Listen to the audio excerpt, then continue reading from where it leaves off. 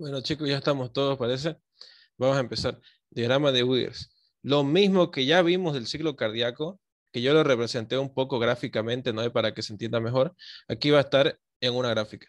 Entonces, aquí vamos a ver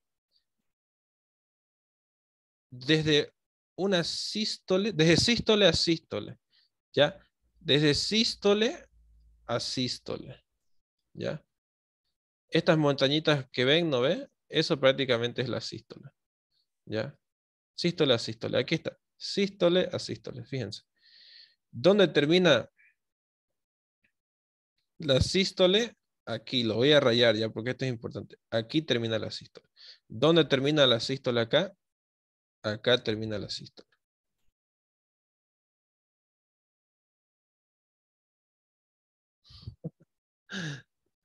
¿Ya? Entonces, eh, aquí vamos a ver la primera sístole. ¿Ya? Es lo mismo que ya vimos en el ciclo cardíaco, pero imagínense luego que vamos a empezar por la sístole. A mí me gusta explicarlo primero por la diástole porque se entiende mejor desde que se llena el corazón hasta que se inyecta la sangre, ¿no ve? Entonces aquí vamos a empezar de un corazón que ya está lleno y empieza a inyectar su sangre, ¿ya? Fíjense que acá se abren las válvulas auriculoventriculares, ¿no ve? ¿Qué nos indica esta línea roja? Presión, ¿ya? Presión, fíjense aquí tenemos esta tabla que nos indica la presión, ¿ya?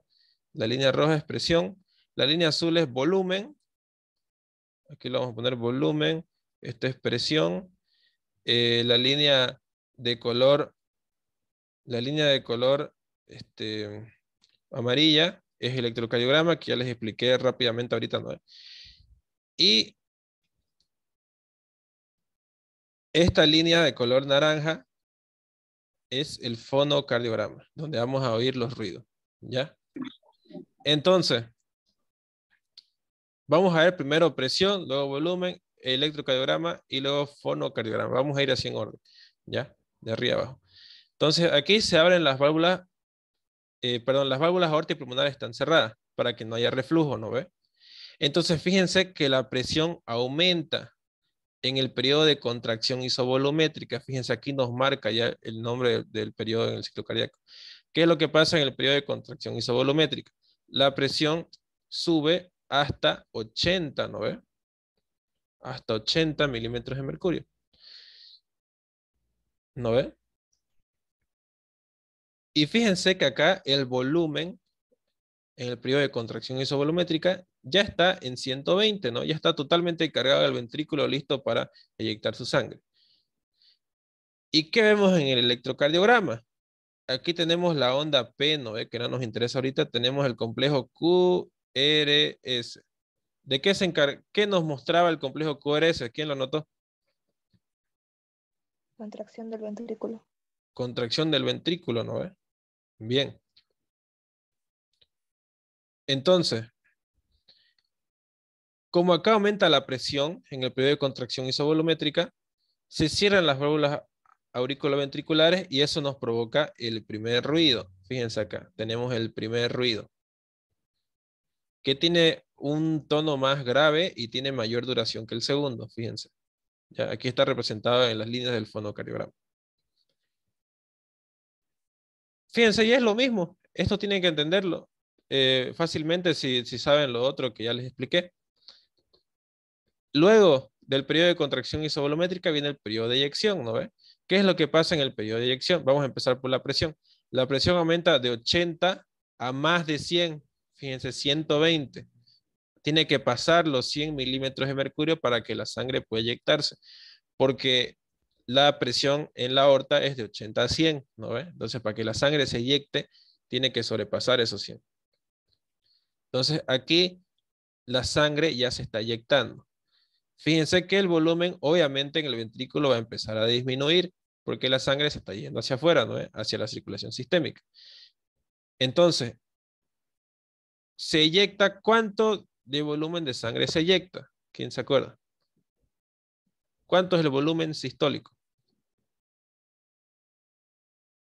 60-70 ml. 60-70, ¿no? Aquí inyectamos 60-70 ml. ¿Y cuánto nos va a quedar de residuo? ¿Cuánto va a ser el volumen telesistólico? Fíjense, aquí tenemos 40, ¿no? 40-50, ¿ya? Fíjense aquí la línea azul, ¿no ve? Cómo empieza a disminuir hasta llegar a 40 o 50 ml. Ahora viene el último periodo de la sístole, el periodo, perdón, el electrocardiograma, me estaba olvidando. Aquí en el electrocardiograma, como el corazón ya terminó de contraerse, tenemos la onda P, ¿no ve? Esta onda P que nos representaba, chicos.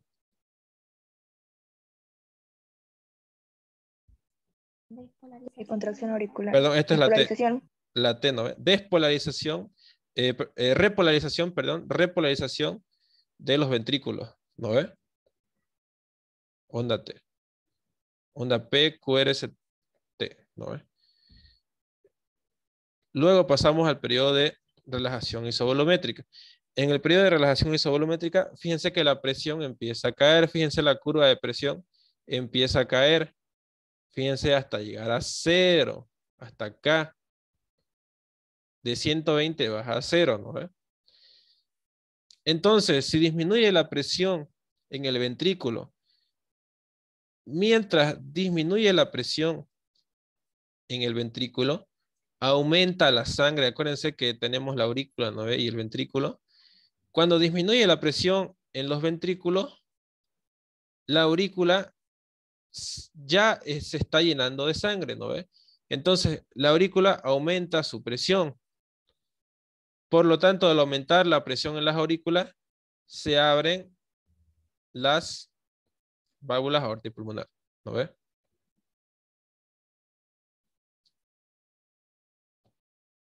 Ahora, si disminuye la presión en el ventrículo, pero acuérdense que la presión en la aorta se mantiene, ¿no ve? De 80 a 100. Esa disminución en el ventrículo y que la aorta se mantenga de 80 a 100 su presión, nos va a cerrar las válvulas aorta y pulmonar, ¿no ve? Fíjense, cierre de las válvulas aorta y pulmonar. Y ese cierre nos provoca el segundo ruido, ¿no ve? Ahora, fíjense esta elevación que podemos ver aquí, ¿no ve?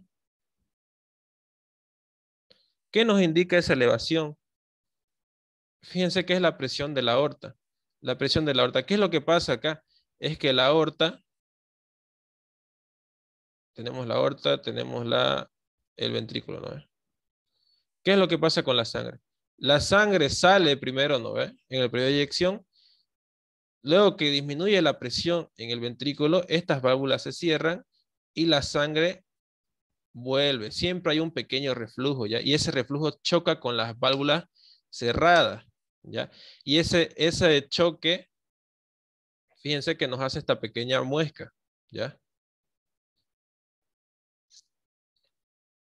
Luego, fíjense que ya terminamos todo lo que sería la sístole en el diagrama de Wiggers. Y continuamos con la diástole, o sea que el corazón tiene que volver a llenarse.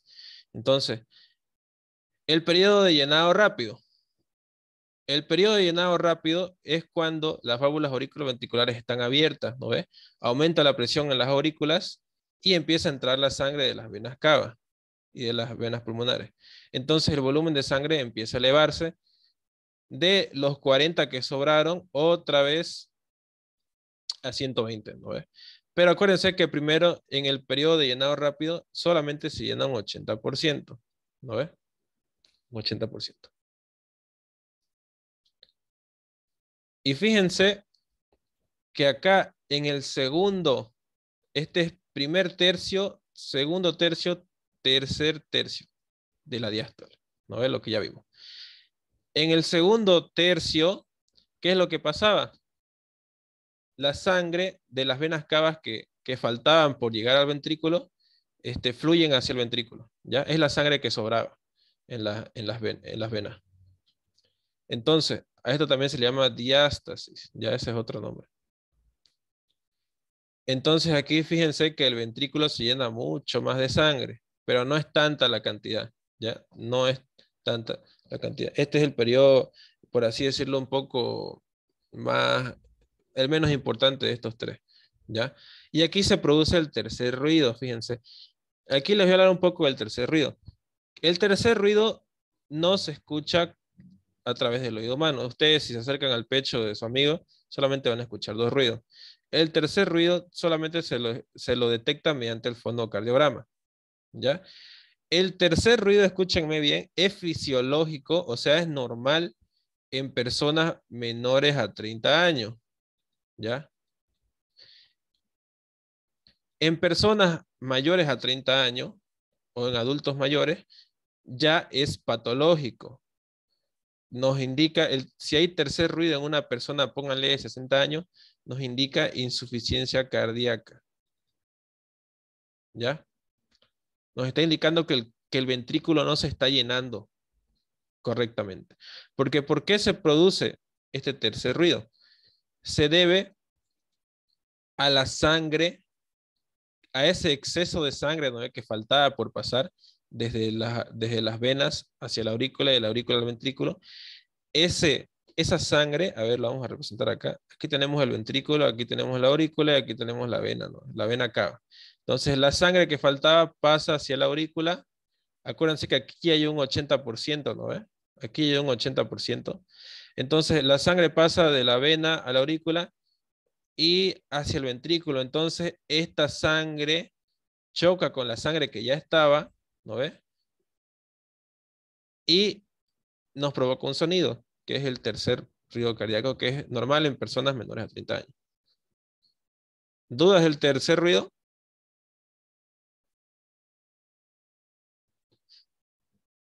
Ya.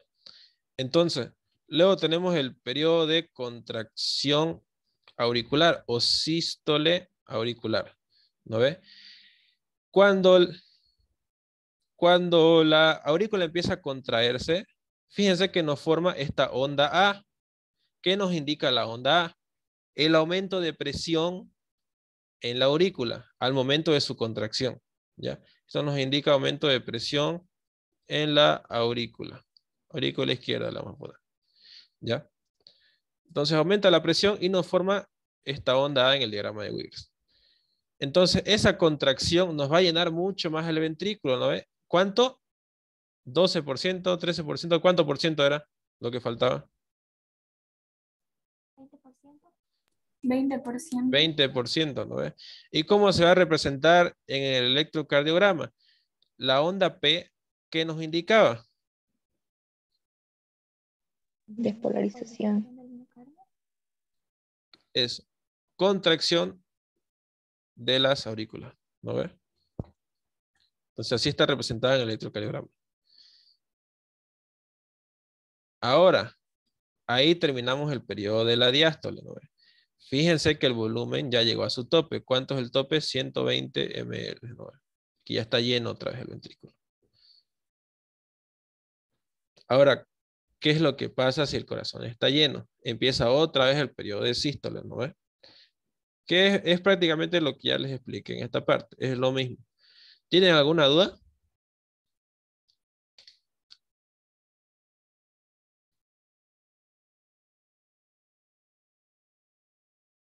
Me estaba olvidando de estas ondas, la onda C y la onda B. Estas onditas A, C y B son de las aurículas, ¿ya?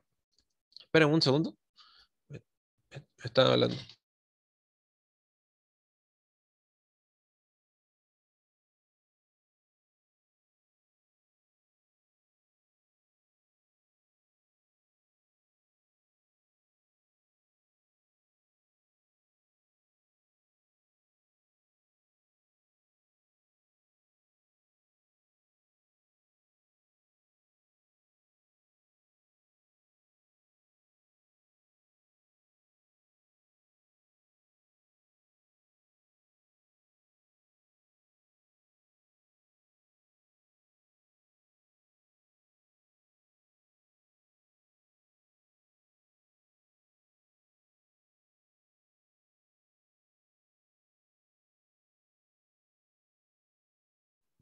Más tarde tengo, bueno, ahorita ya tengo prácticas con los de bioquímica, igual.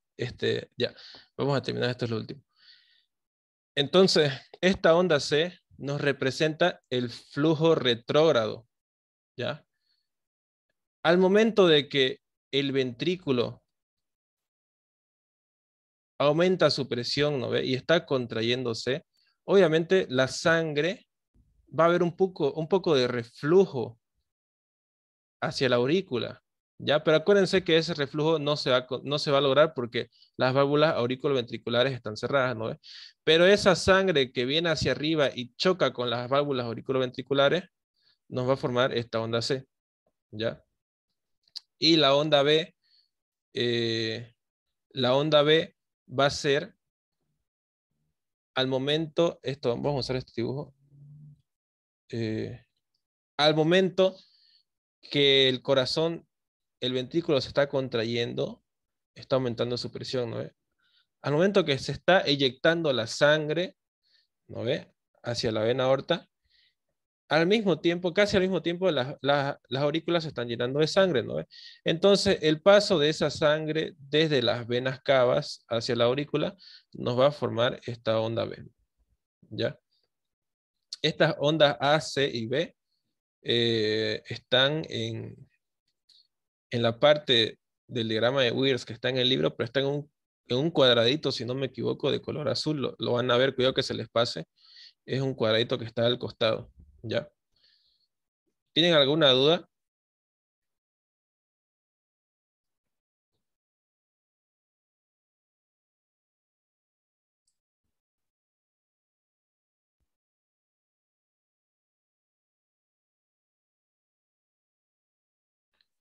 Ya.